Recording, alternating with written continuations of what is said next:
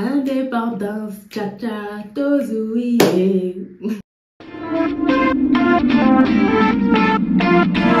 Bienvenue sur la chaîne de Azriel TV9. Abonnez-vous massivement à la chaîne YouTube. N'oubliez pas de cliquer sur la cloche de notification pour être alerté de toutes nos vidéos. Bonjour tout le monde, j'espère que vous allez bien. Bienvenue sur la chaîne de Azriel TV9. Donc voilà, comme d'habitude, avant de commencer la vidéo, n'oubliez pas de vous abonner à la chaîne YouTube, de commenter, de partager, de liker.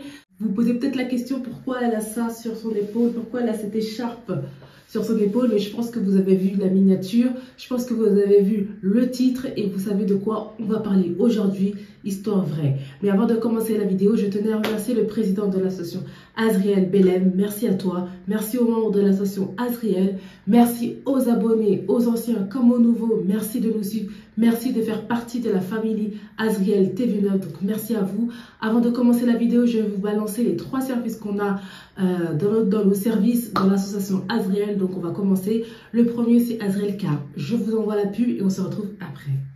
Donc si tu veux louer une voiture, voilà, une voiture à 9 places où tu pourras aller en vacances pour se déplacer, pour profiter un peu du bon temps qui va arriver. Nous, Azriel Car, voilà, on est là, on loue des voitures, on loue des trafics pour vous si vous voulez. N'hésitez pas à nous contacter. Donc voilà, c'est Azriel Car. Si vous êtes intéressé sur votre service, n'hésitez pas à nous contacter. On va passer au deuxième, Azriel Fret Livraison, qui est très demandé, qui est très célèbre, best-seller, notre best-seller de notre service. Je vous envoie la pub et on se retrouve après.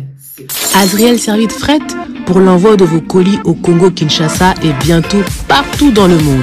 Vous pouvez nous faire confiance pour vos colis. Ils seront en bon état, bien sécurisés et arriveront à bon port.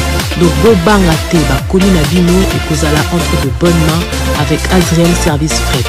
L'efficacité, c'est notre travail, donc pas de soucis. Bota la vidéo Oyona Suka, pour besoin de renseignements, na précision nyoso, pour benga biso, pour na colis Nabino. Grande nouvelle, bonne nouvelle dans l'association Azriel. Donc, Fungoli Service Moko ya Fret. Donc, un service de livraison pour toutes les personnes au Balingi Batin, dans la colline Nabango, dans Congo Kinshasa.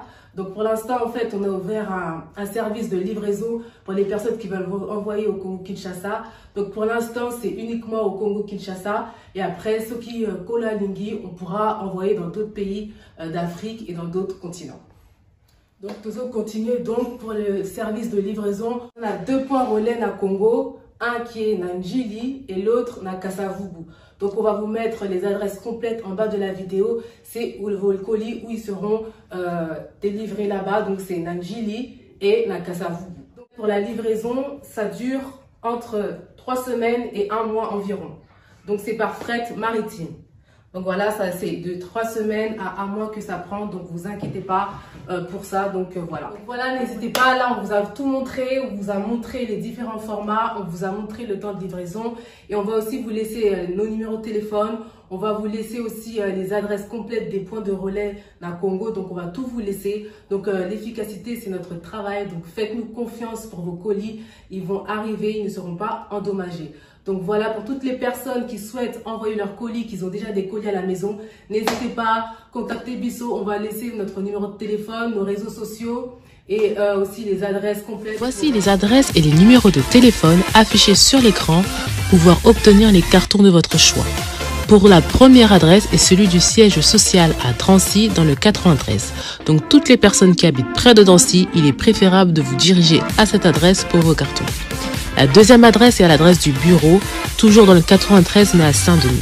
Pour les personnes qui sont à côté de Saint-Denis, téléphonez sur ce numéro indiqué à côté de la ville pour vous y rendre. Et la troisième adresse est à Lieu-Saint.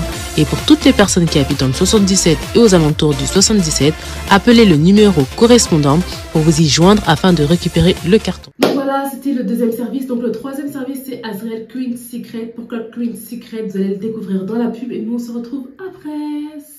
Si tu es intéressé par nos produits, n'hésite pas à nous contacter.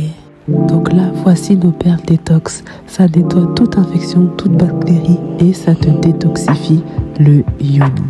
Attention, insensible, regardez à quoi le résultat quand vous enlevez votre perle détoxifiante.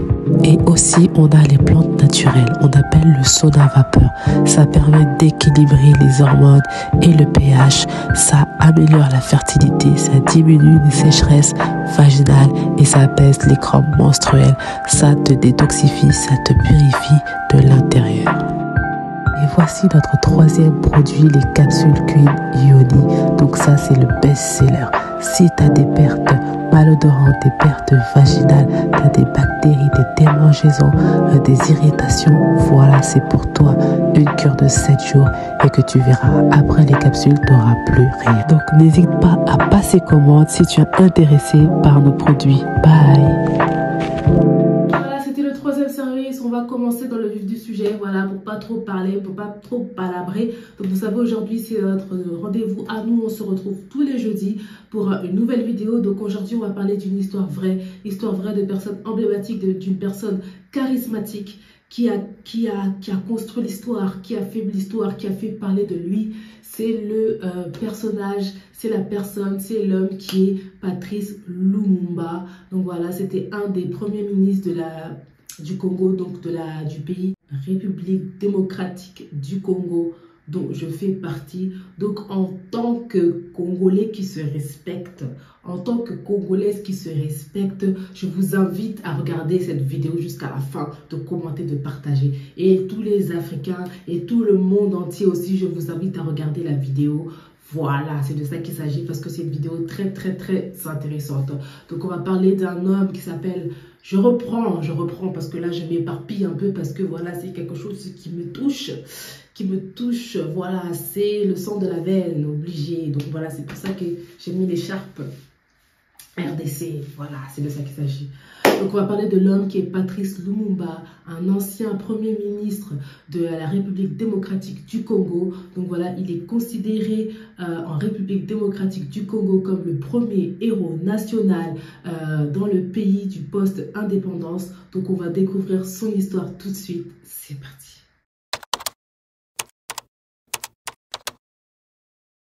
Patrice Emery Lumumba est né d'une famille de l'ethnie Tetela à Onaloa, territoire de Katakokombe au Sankourou, Congo belge. Il fréquente l'école catholique des missionnaires, puis élève brillant, une école protestante tenue par des Suédois. Jusqu'en 1954, la Belge coloniale n'a que peu développé le système d'éducation entièrement confié aux missions religieuses. L'école ne donne qu'une éducation rudimentaire et vise plus à former des ouvriers que des clercs. Mais Lumumba, autodidacte, se plonge dans des manuels d'histoire. Il travaille comme employé de bureau dans une société minière de la province du Sud Kivu jusqu'en 1945, puis comme journaliste à Léopoldville, aujourd'hui Kinshasa. Employé de deuxième classe à la Poste Période, pendant laquelle il écrit dans divers journaux. En septembre 1954, il reçoit sa carte d'immatriculé réservée par l'administration belge à quelques éléments remarqués du pays sur les 13 millions d'habitants. Il découvre en travaillant pour la société minière que les matières premières de son pays jouent un rôle capital dans l'économie mondiale, mais aussi que les sociétés multinationales ne font rien pour mêler des cadres congolais à la gestion de ces richesses. Il milite alors pour un Congo uni, se distinguant en cela des autres figures indépendantistes dont les partis constitués davantage sur des bases ethniques sont favorables au fédéralisme. Il ne plaide pas pour une indépendance immédiate, d'autant plus qu'il a pris conscience que les frontières du Congo belge et des colonies françaises, anglaises et portugaises voisines sont arbitraires, fixées par les puissances coloniales, ce qui posera un jour la question de répartir les richesses entre les futurs pays africains indépendants. En 1955, il crée une association APIC, Association du personnel indigène de la colonie, et aura l'occasion de s'entretenir avec le roi Baudouin en voyage au Congo sur la situation sociale des Congolais. Le ministre belge en charge à l'époque de la politique coloniale, Auguste Busseret, veut faire évoluer le Congo et notamment développer un enseignement public. Lumumba adhère au Parti libéral, parti de ce ministre, et y attire des notables congolais. En 1956, il répand alors une lettre circulaire parmi les membres de l'association des évolués de Stanleyville, dont il est le président et dans laquelle il affirme « Tous les Belges qui s'attachent à nos intérêts ont droit à notre reconnaissance. Nous n'avons pas le droit de saper le travail des continuateurs de l'œuvre géniale de Léopold II. » Et en compagnie de plusieurs notables congolais, il se rend en Belgique sur invitation du Premier ministre. En 1956, il est jugé pour avoir détourné des fonds des comptes de chèques postaux de Stanleyville et condamné à un emprisonnement d'1 an. Il vit son incarcération comme une injustice puisque, n'étant pas toujours payé, il considère n'avoir fait que prélever son dû. Il imputait ces malversations des Belges qui incitaient les Congolais instruits à vivre comme les Européens sans leur en donner les moyens matériels. Libéré par anticipation, il reprend ses activités politiques et devient directeur des ventes d'une brasserie. De cette même année, il est président de l'association des évolués de Stanleyville. C'est précisément à cette époque que le gouvernement belge prend quelques mesures de libéralisation. Syndicats et partis politiques seront autorisés en vue des élections municipales prévues en 1957. Les partis politiques congolais sont parrainés par ceux de la Belgique et Lumumba, classé pro-belge par ses discours et ses rapports avec les libéraux belges, est inclus dans l'amicale libérale.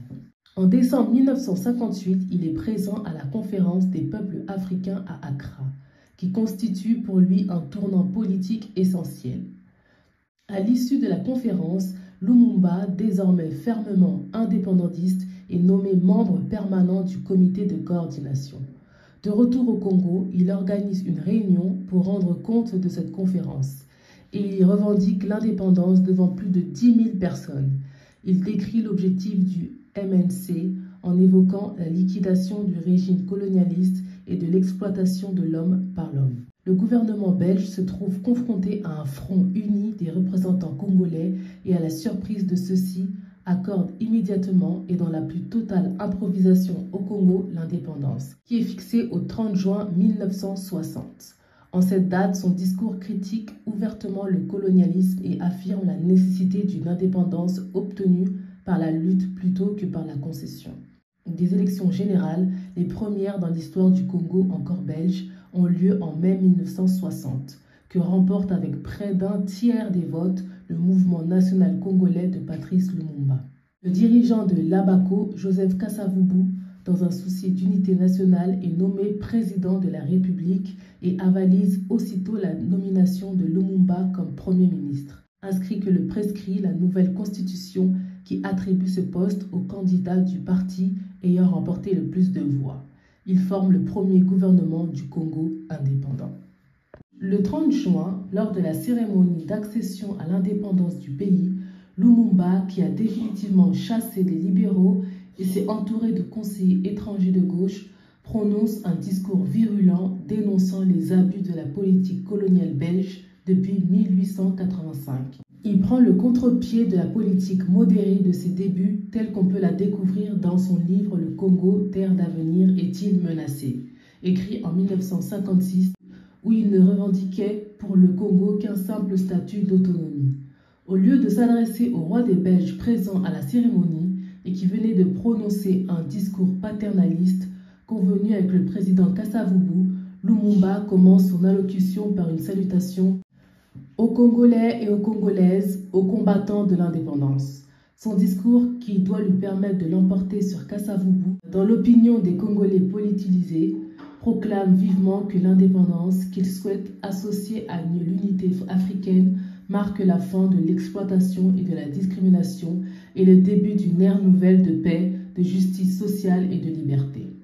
Le roi des Belges se sent offensé alors qu'il se considère comme le père de l'indépendance congolaise, ayant été l'auteur en janvier 1959 d'un discours radiophonique par lequel il a été le premier Belge à annoncer officiellement qu'il fallait mener le Congo belge à Bruxelles.